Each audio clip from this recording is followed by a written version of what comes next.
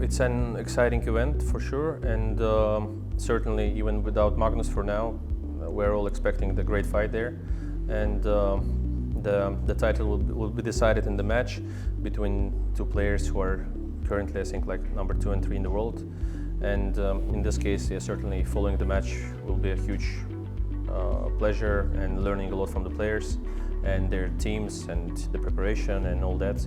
So World Championship is always an exciting event, but certainly would be better to be a part of it. Well, there is no clear favorite, but I think the match will not be even though I consider the chances of it being not even equal.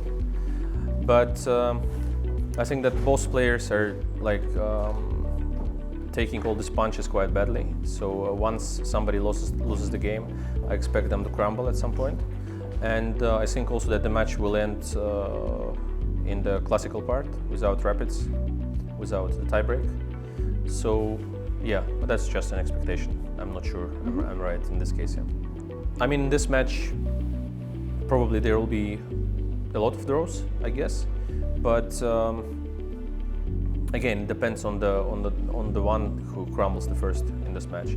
So if he gets punched at some point, especially early, we can get anything, because with both of these players, anything can happen. As far as I remember, even in the candidates, I think Ding lost some games, and taking the last match of Jan when he lost the game against Carlsen there.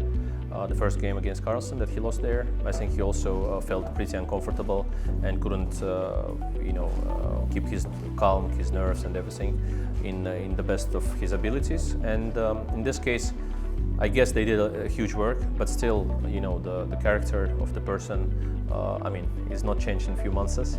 So in general, for both of the players, it's better to keep some kind of cool and not lose the games, which is an obvious thing, but that for Carlsen, let's say, losing the game is always a kind of extra motivation, but for these players, it's a huge psychological punch. So in this case, I think that they should really control their nerves.